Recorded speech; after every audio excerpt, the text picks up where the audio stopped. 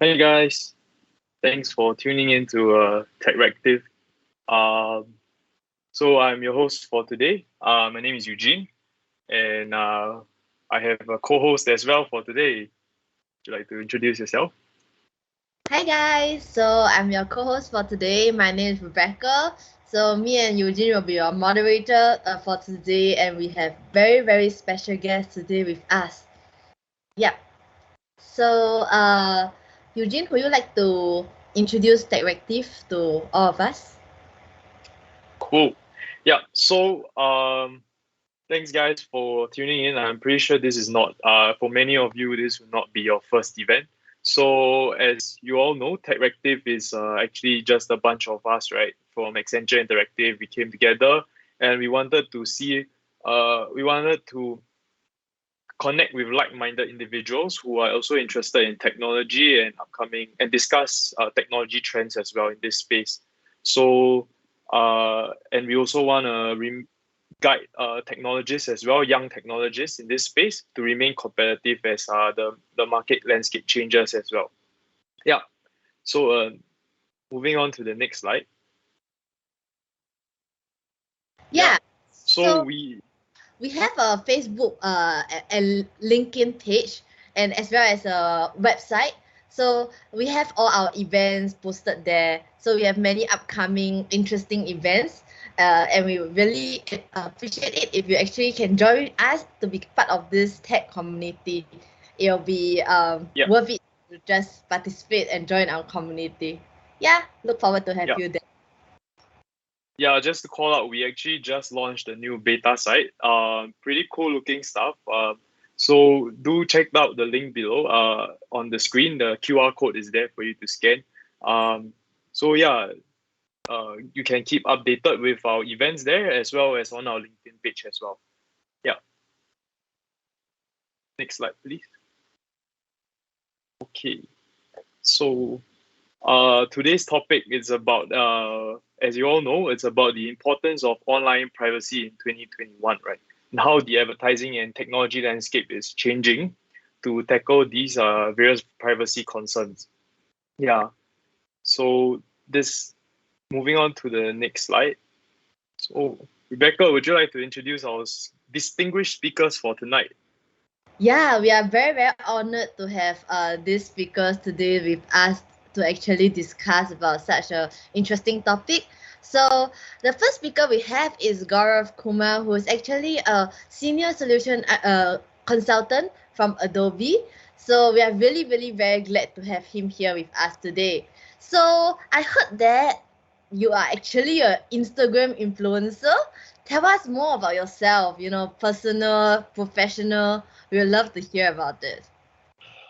Thanks, guys. First of all, thanks for having me here, and also a warm hi to everybody who has joined the chat today.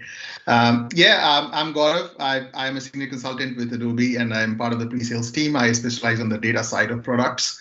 I've been doing this for odd 15 years now. Been in the data side of marketing, if I can say so, marketing technology.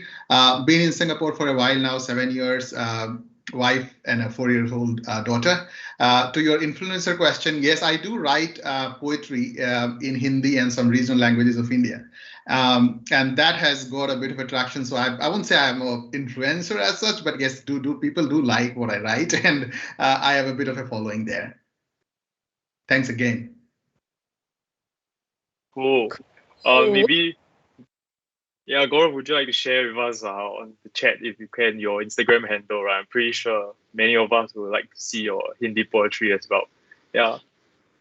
Yeah, sure. I can share in the chat for the convenience of everybody who has joined, but please do go there. If you understand Hindi, it's good. If you don't, even if you don't understand the language, you might or you should get the emotions behind it.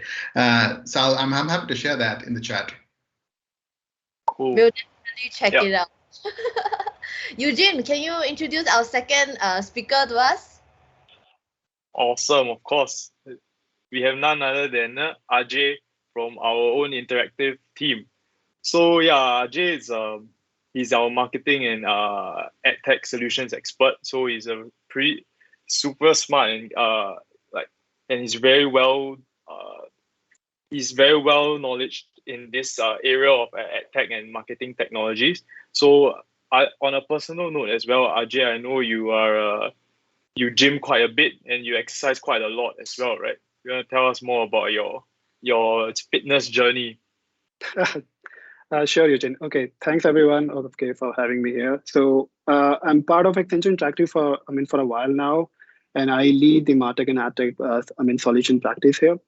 Now, coming back to the hobby question, yes, I like doing gymming a lot. Although I like to actually run once a week, but then I'm very much into the fitness. So I do go to the gym a couple of times, I would say, in a week, and try to maintain that particular schedule. Now, along with that, how it's been my journey here is, I would say it's pretty okay. We do have really good gym facilities here. I'm trying to keep myself busy whenever I get time outside work. Cool. Yeah. And I'm pretty sure you're a pretty fit guy. Can't see the muscles right there, but I'm sure they're all bulging right there. Okay. Now Rebecca, on to our last speaker. Yep. So next up we have Eugene Lozada, also from Accenture Interactive, but a technical expert instead. He's a technical architect. We are really glad to have him here with us to actually join our conversation. But I was really very thrilled when I first heard that you were a fellow gamer too. So tell us about yourself, personal and professional. We'd love to hear about it. Yeah. Hi, so I am the other Eugene in this call, so I hope people don't get confused. I do have a weird nickname though, so it's actually Chuck, Chuck. Most other people call me that, or most of my teammates call me that. So I have been with Accenture on and off, maybe with a greater part of 20 plus years, ever since I got out of school back in the mid 90s. So I have been through almost every modern technological revolution that this company engages in, from desktop apps to web applications to mobile applications and now to cloud. And I consider myself, first and foremost, whatever my lofty titles are, to be a software engineer. That is where I love to do. I still love to code. I still love challenging very technical, doing the very technical problems and solving them. And yeah, you mentioned gaming. Yeah, I did mention to you guys previously that yeah, I am very much a video game quote unquote addict. Despite my age, so I did tell you I've been working for 20 plus years. I still am an avid gamer. And one particular game that I still can't seem to like let go of is Monster Hunter. I probably have, I would say, 2,000 hours on it. And the reason I like it is because it's like coding. The enemy is a very specific challenge that needs to be overcome, and there's a very specific set of skills you need to learn to overcome it. So it very much caters to people like me. Wow, that's really very cool. Yeah. I have seen people play Monster Hunter and it looks really interesting. So yeah, I can definitely see its appeal. So before we actually go into the discussion, I hope you will get to know more about our speakers.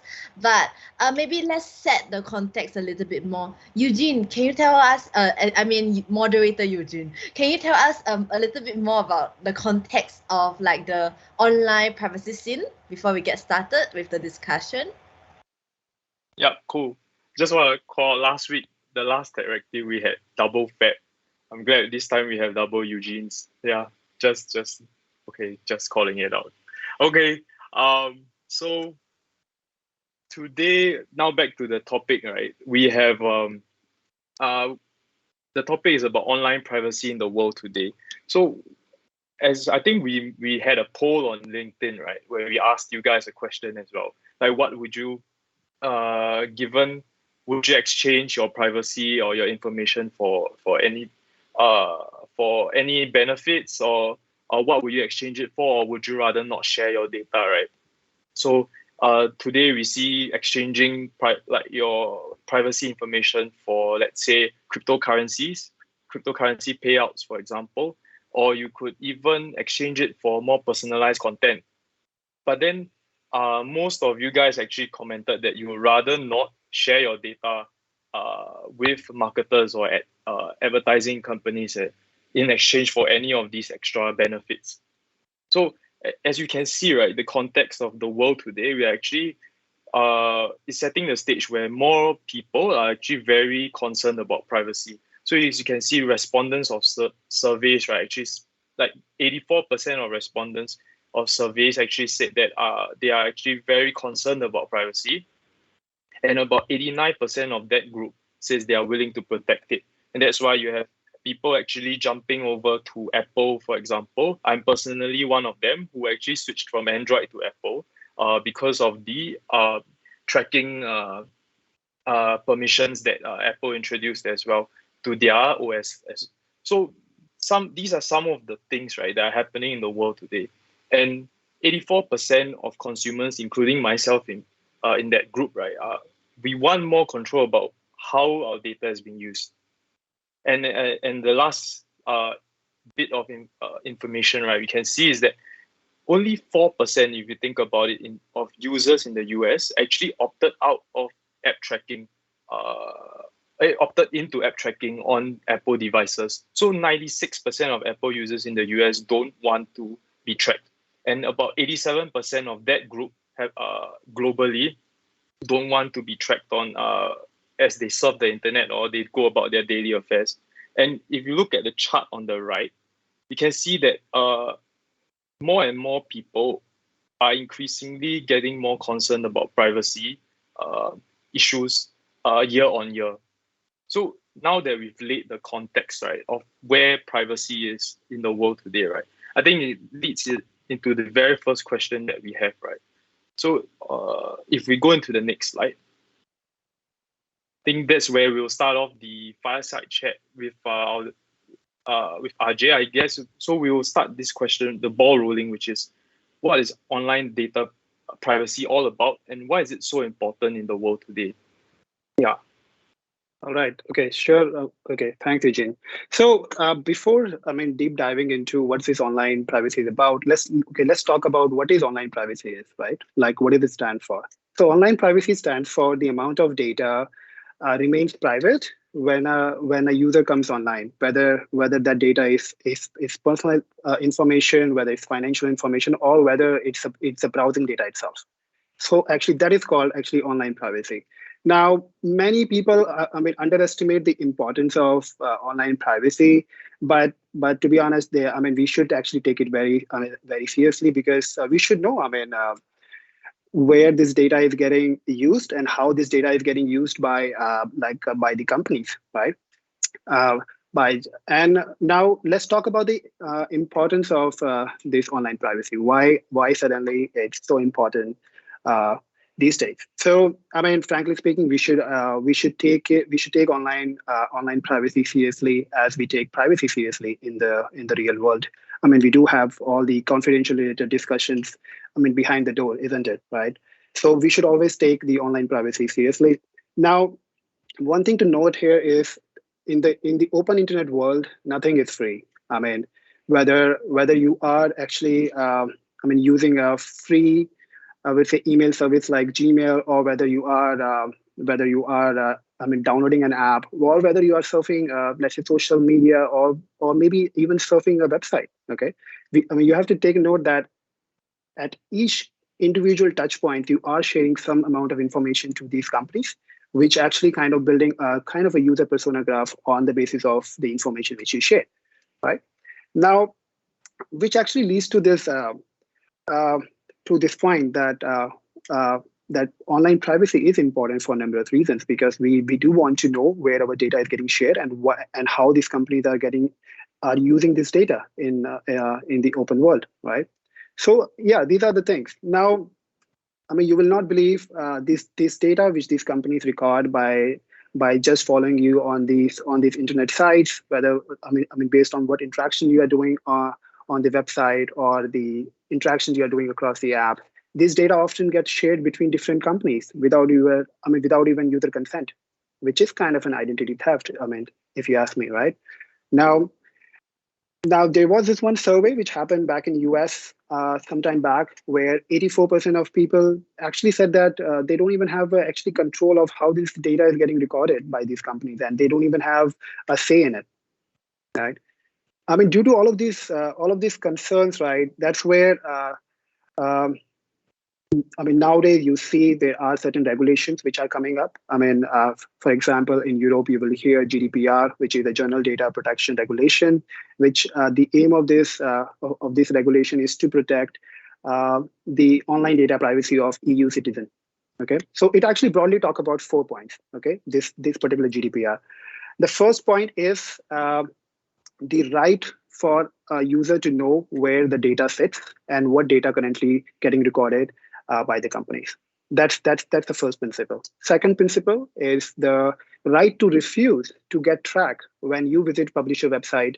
So that that gives the right back to the user whether they would like these marketers or these companies to track them when they are browsing websites. Right. The third one is it actually sets up clear guidelines to the companies on setting up a consent policy. Nowadays, if you are collecting any data from users online, there has to be perfectly clear consent policies which talks about how this data is going to be used and why are we actually collecting this data. And the fourth policy, or I would say the fourth point, which is very important here, is it actually also strictly set up some regulations around how you reach out to the customers, plus how this data is getting shared between the different parties.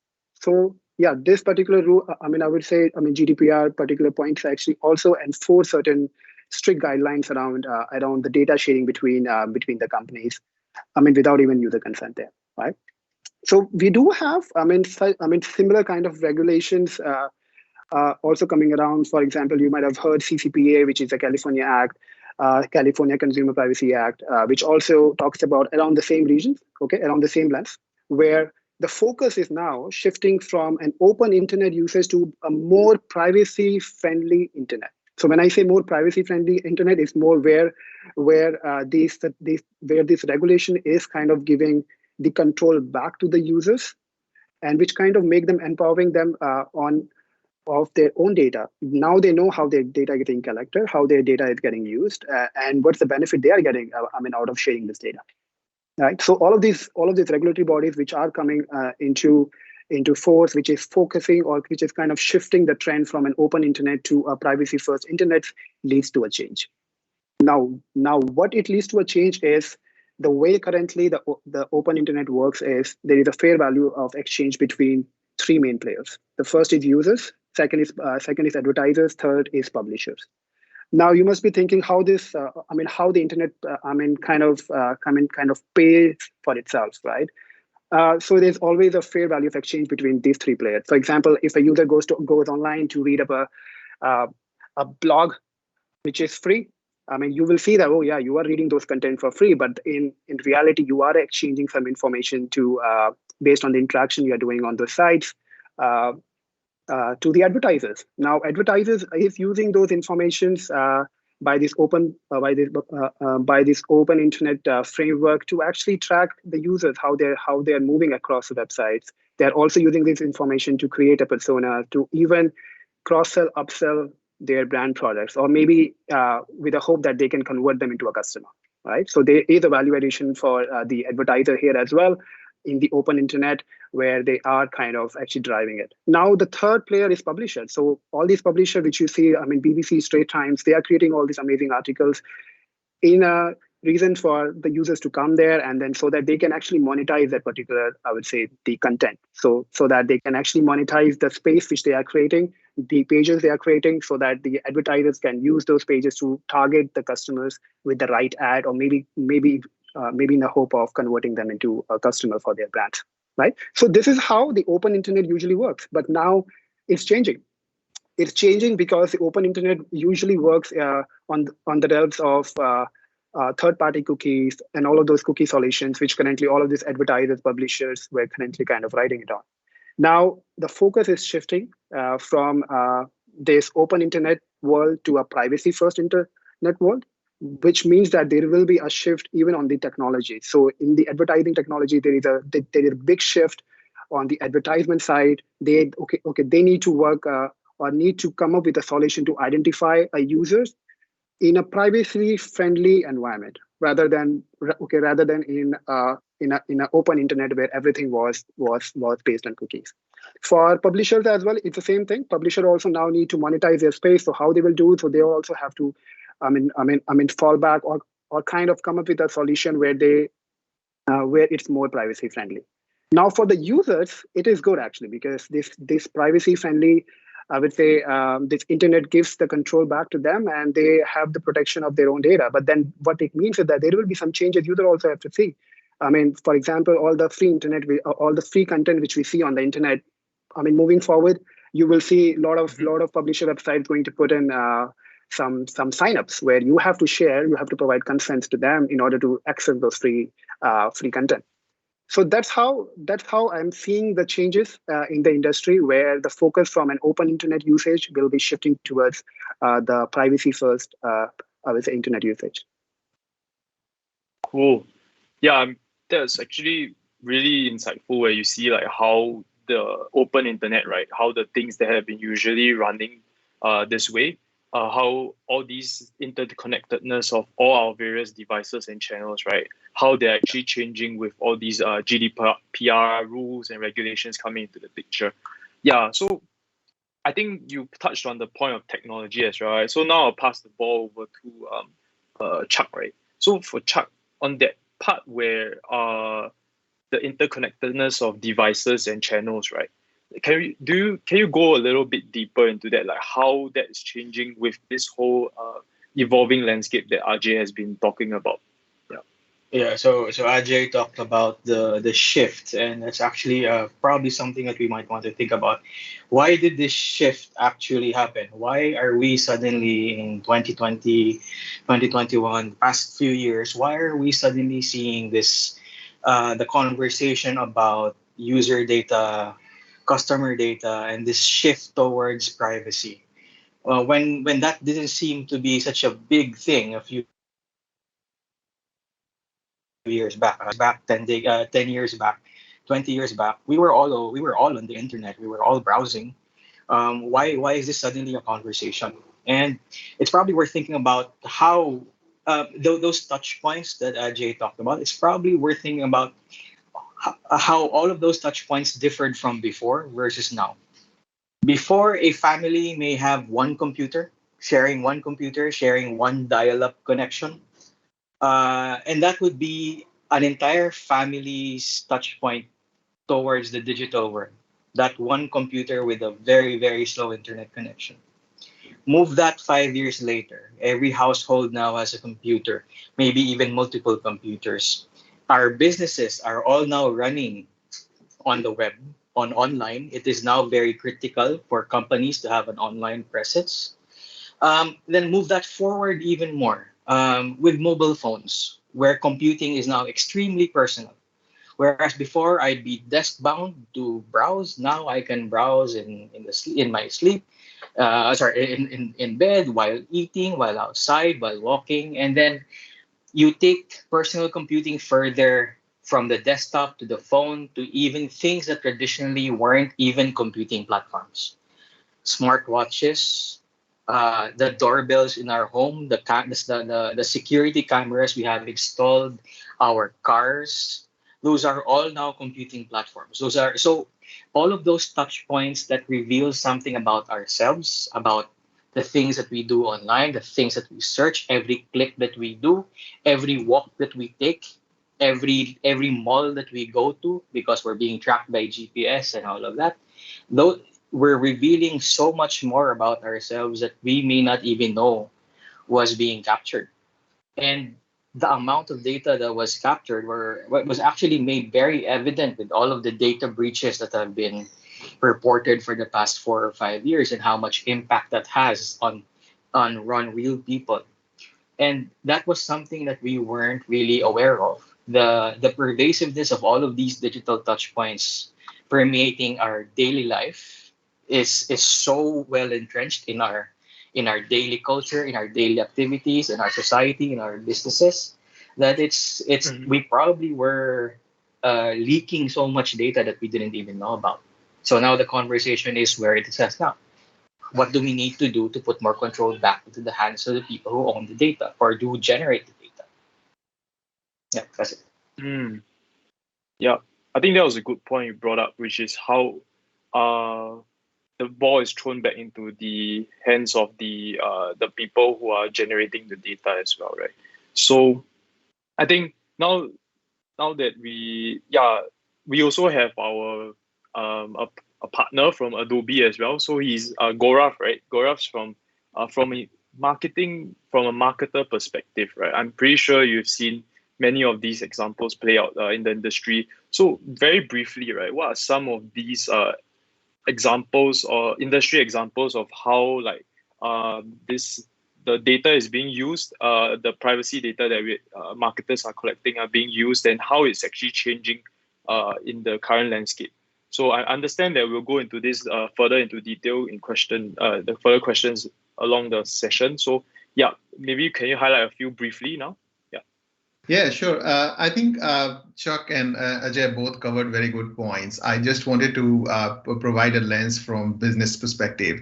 Now, if you look at all the fair value exchange, data exchange, the information collection that both these speakers were talking about, I think the core of this is about customer or user experience, right? So if I have to keep that bigger umbrella of experience, you'll see there are different aspects to it. One is the whole marketing aspect, right? Wherein it is about how do you move to precision marketing from a mass marketing, right? And this problem has ever been evolving. This has not been solved till date. I mean, there has been advancement in this, but there's always new kind of challenges. Data is fragmented. To Chuck's point, there are multiple devices, there are multiple touch points. So all those complexities coming in. So one part is that marketeers, try to solve this problem of targeting users based on who they really want to target, right? Who do they really want to communicate with? That's one part. And that is why this whole rush of how much information can I collect as a brand, as a business.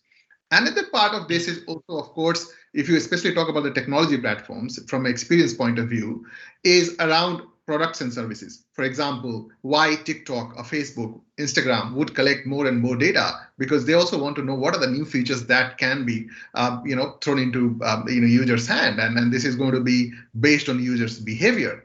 So, product and services development is something also which demands for collection of data. And the last bit, which is also about connecting to the safety aspect of it, which is around saying, so for Facebook, for example, you're browsing a tons of content. Now, is the content safe? That's a brand question, right? There's a brand sensitivity, brand safety question for Facebook.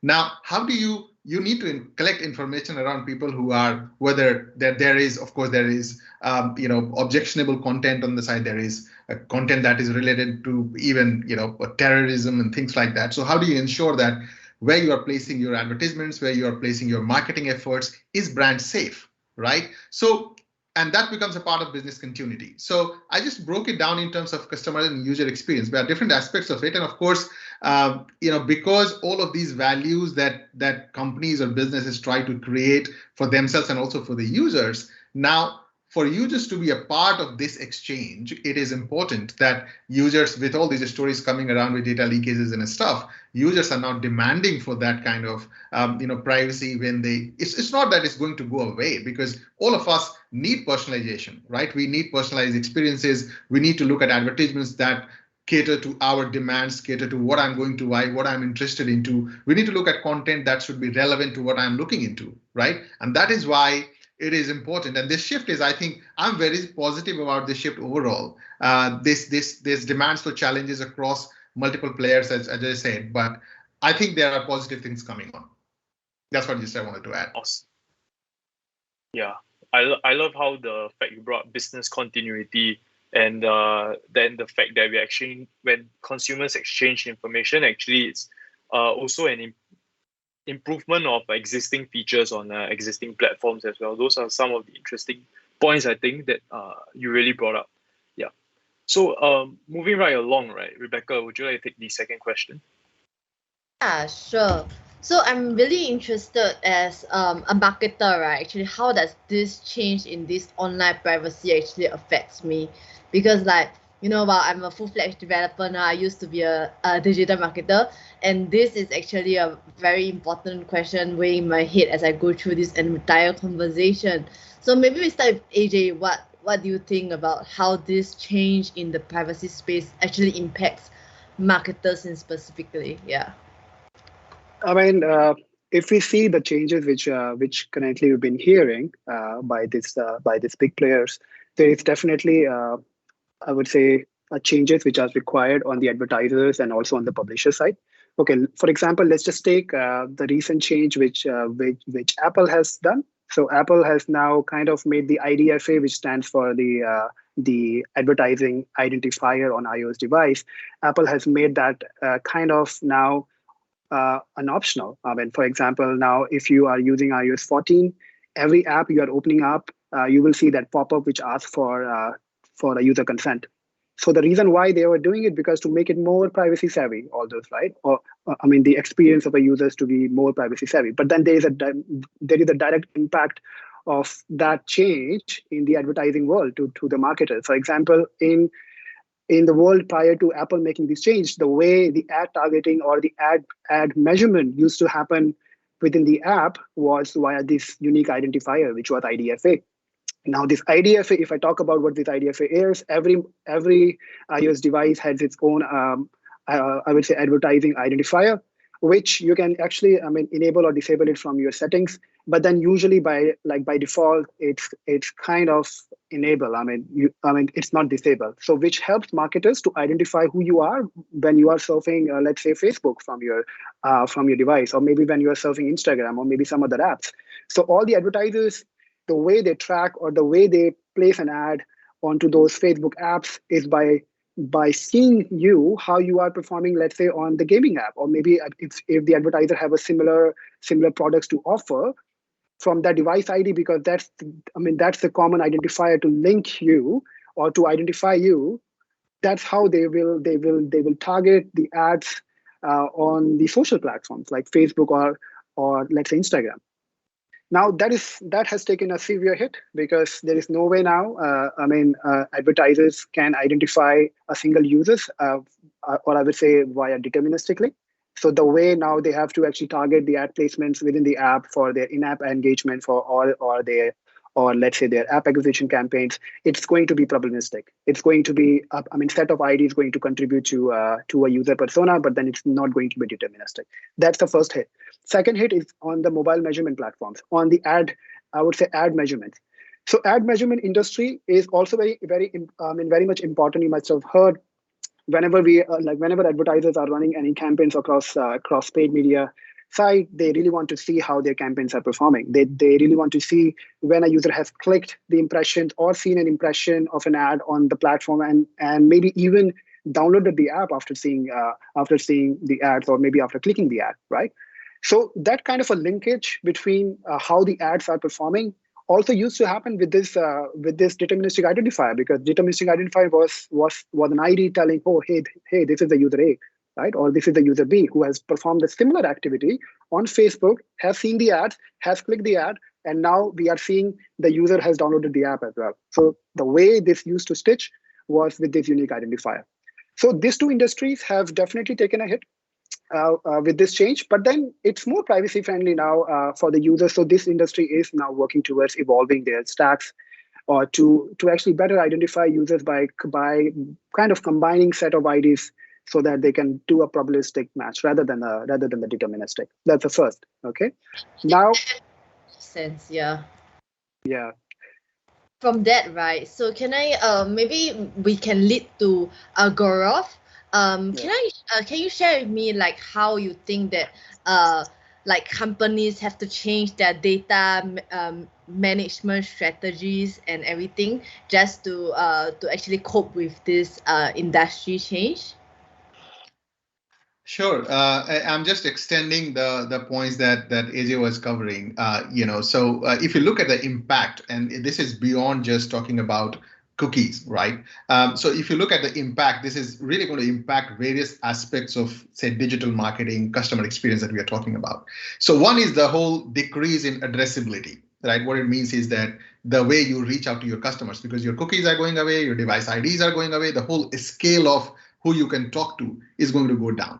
Another aspect of this addressability has also been saying the customers that I don't own, right? So I reach out to third-party people. For example, I get data from marketplace. I get data from data providers who have segments or cookie level data that I get as prospects. They are not my customers. Try to match with my existing customers, find some lookalike and things like that. So addressability one is a bigger problem.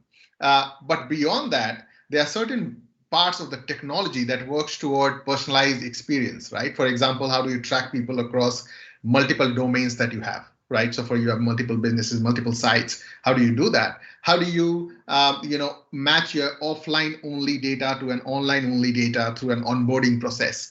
And there have been different players into this game. So as an advertiser, as a brand, I have been dependent upon a couple of things, right? One is, of course, this whole cookie, third-party cookie, which is, of course, not absolutely accurate. There is a lot of question around how the accuracy is. It's very, very probabilistic as well. Plus, the whole dependence on, say, third-party data, for example, and people who can just give me data and I can go and target customers.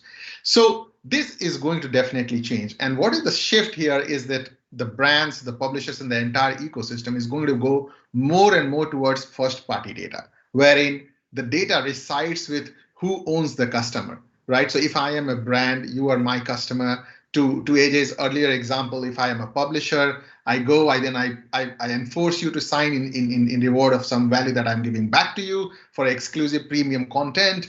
And then I own you as a publisher. So it's not just about you having a footprint on my property, but it is really about having that, absolutely knowing who you are and I own you. Now, the way forward is really have the right kind of technology, infrastructure, and a strategy to connect this level of data, right? So it's basically the whole, I would say, the supply chain of advertising and data-driven marketing is going to be reliant on things which are more deterministic, which are first-party data, which are going to be owned by people who have the first interaction or the touch point with the customers. So that's the major shift.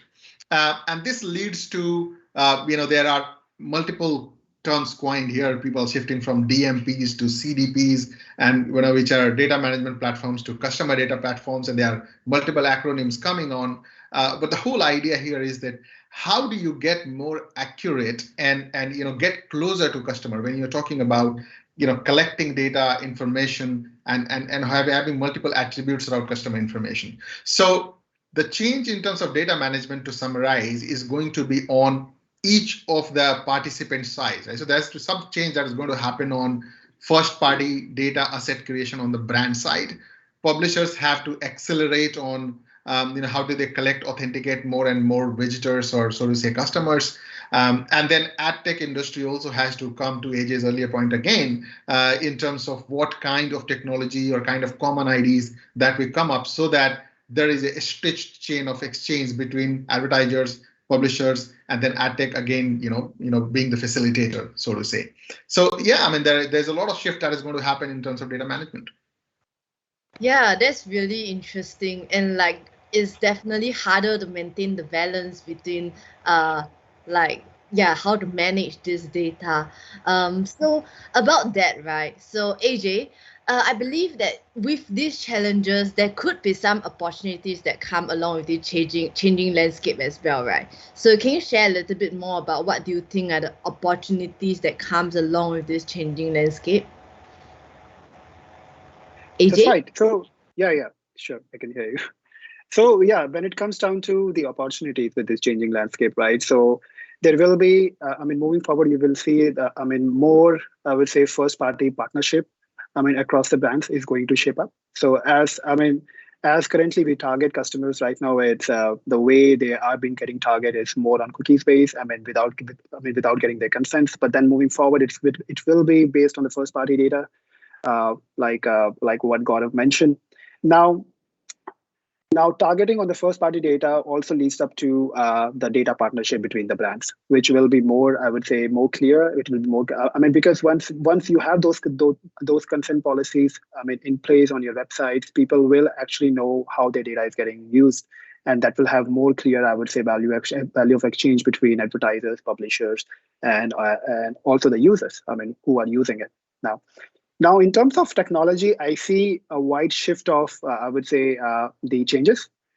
For example, there is an opportunity for the technologies to actually come up and try to come up with a single identified solution, which can be recognized by all of the industry, like publishers, advertisers, or right, or between the users. I mean, so far we've been using the third-party cookies, which has been created long back. Now there is a wide opportunity of how this identity resolution solution is going to look like in future. I mean, what particular single ID can be used, which can be recognized by advertisers for actually targeting the ads, and also be recognized by publishers for kind of selling their inventories to the advertisers for showing the ads. So yeah, so there are a wide range of, I would say, opportunities here in terms of technology to evolve. Whether it is coming up with a single identified ID resolution solution, or whether it's coming up with a more first party based data partnership, or whether it's coming up with this on the mobile side. I mean, the industry which are impacted, they are also kind of working towards and finding an optimal solution for ad targeting for the ad measurement pieces as well. That's really, really very insightful.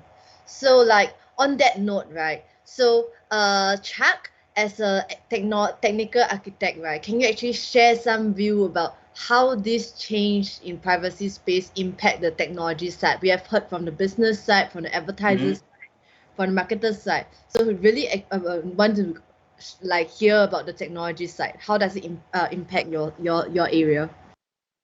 Yeah, so definitely it impacts us across all levels of technology and engineering and architecture. I mean, you're a front end engineer, right? You said so. You build user interfaces, you build applications. It starts from there because what you build is the touch point, one of the primary touch points with a user. So you need to become conscious of what are you capturing, how are you storing it, what stays in the browser, what stays on the device, what gets sent from the UI to the platform. I mean, there was a lot of talk about cookies, but and all of that, but there's actually a lot more challenges in the more like plumbing side of things. Even something as simple as, am I allowed to store this information in this area? What am I allowed to store on device versus what should be encrypted, what should be in open? How do I secure it as it moves from one component to another, be it a UI to the back end, or maybe a back end to another back end? All of those kinds of things, those are all touched upon by privacy. There are very strict patterns. For example, depending on industry, you may have heard of things like, let's say, HIPAA in the US, which is for like health data. Those state very clear guidelines and rules on what can and cannot be captured by an application, or what should be identifiable and what's not identifiable. There are very strict rules around if your audience includes children. What am I allowed to capture as well? Actually, in truth, not a lot, because they're children and they're extremely, extremely protected with regards to what a system is allowed to capture from their behavior. So data upon generation, users interacting with the app, data upon in flight, as it moves from one system to another, data at rest, how it is being stored. Am I storing plain text identifiable information about the user? Can that be correlated with some other information that's supposed to be anonymized? All of that kind of thing, not just cookies. So it's up and down the entire architecture stack. That has Wow, to be factored in. it's so relatable as a front end engineer. So now that you have put it in perspective, that's super interesting. Yeah. So because of the interest of time, I'm afraid we have to move on to the next question. Eugene, so let's talk about the next question you have.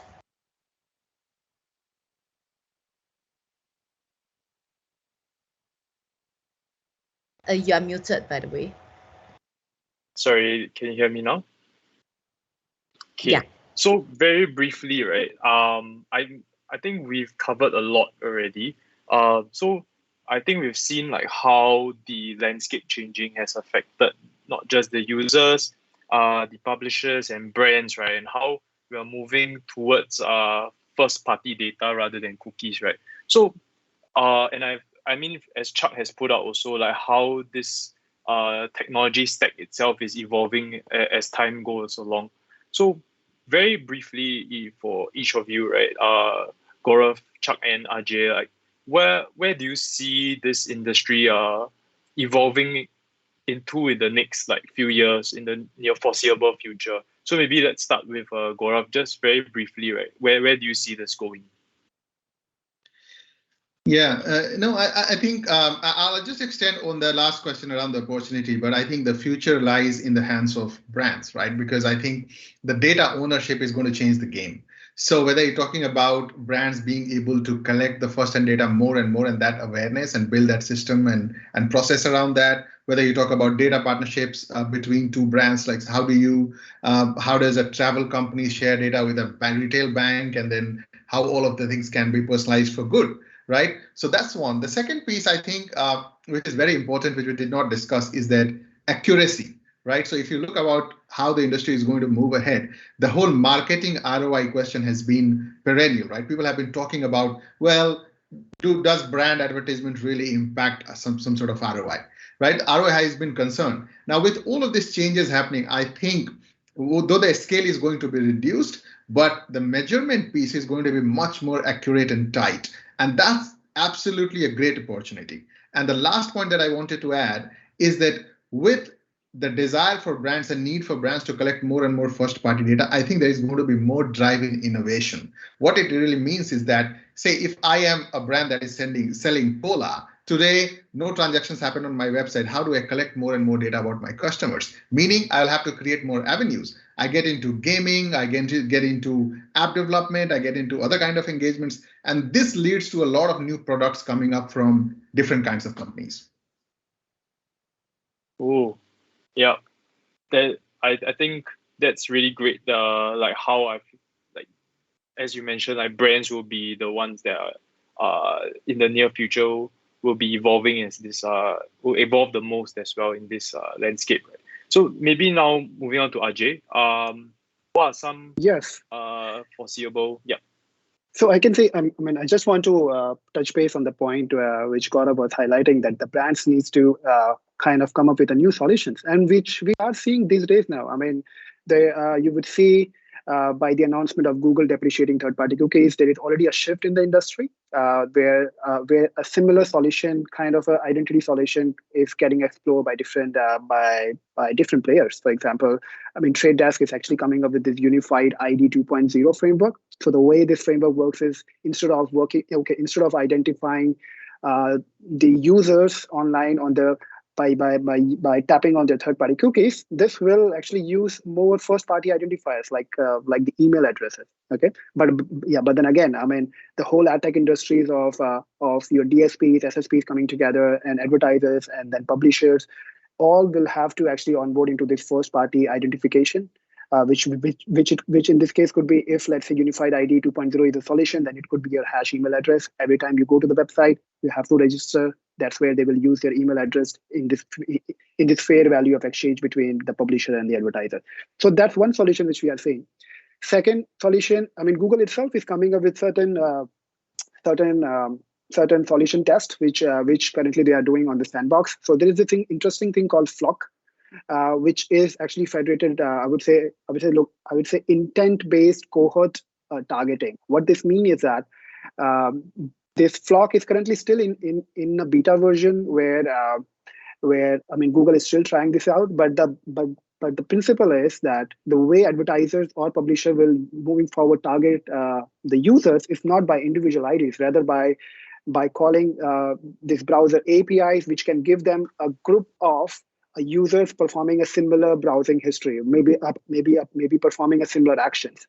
So moving forward, publishers and advertisers will be able to target by the cohort analysis, by actually they won't be targeting individual, but they will be targeting, group of people who are performing certain actions which can be relevant for their brands, right? So that's how, we are seeing industries evolving. They are moving towards more privacy first environment where they are making sure that at no given time, a single user can be identified by a given ID. So that's why all of this test and learn experiments which is happening in the industry. But then again, this is uh, very changing industry at this moment. We'll have to see how this evolves. But then these are the solutions which I'm seeing on the ground these days.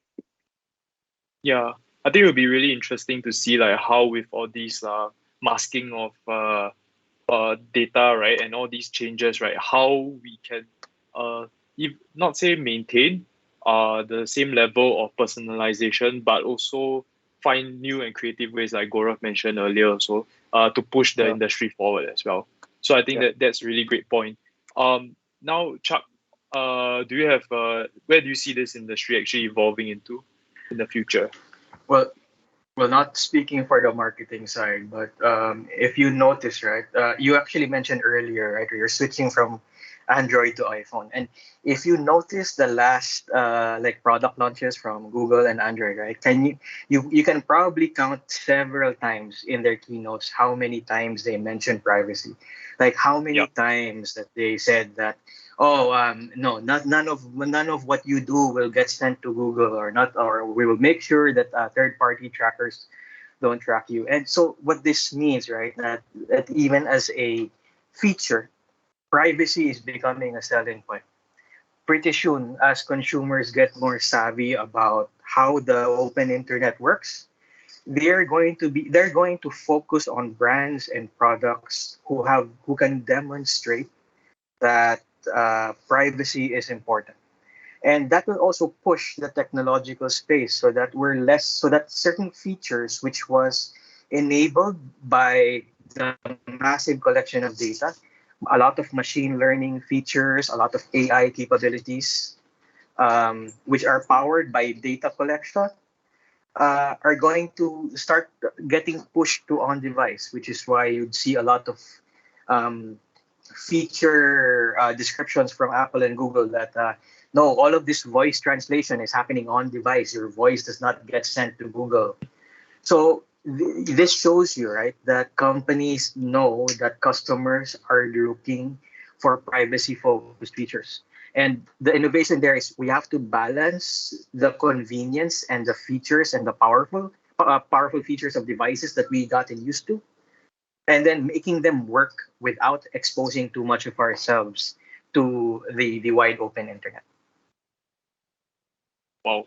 I actually I find it really cool if I can draw a common thread, right, between all three of you guys, right, you're sharing, is that at the end of the day, how are we seeing this industry push um push the forefront of personalization and keeping things the way cutting edge, right? But at the same time, maintaining that privacy that users are demanding more and more today. I think that's a really big challenge that many of us will face today, especially in Adobe, Interactive, and Accenture. And I think that's a space where we can probably be very, we can keep our eyes very peeled, yeah, to see what's going to happen. Yeah, because I'm very sure there'll be many interesting things coming up in this space as well. So thank you so much, Ajay, Gaurav, and Chuck, for today's session. It was really very informative. Unfortunately, we ran out of time. But as you can tell, our speakers really put a lot of effort and time into this. So really want to thank each of you guys for um, sharing your insights with us today. So yeah, A lot. We um, learned. Thank you so much. yeah, thank you, Yes, thank you and very yeah, much for the time. thank you Thank you, so guys. much. Yeah, so uh, unfortunately, we don't have time for Q&A. So yeah, Amir, I see your hand. So don't worry, you can put your questions onto Menti, right? And we will address them offline on LinkedIn as well for each of you. So don't worry, you're still heard. We see you, and yeah, do keep your eyes peeled on our LinkedIn page, and do drop us a follow on LinkedIn as well while you're at it. Yeah, to keep updated of our latest events. So thank you guys. That's all we have for today. Do keep posted on the upcoming events on the screen.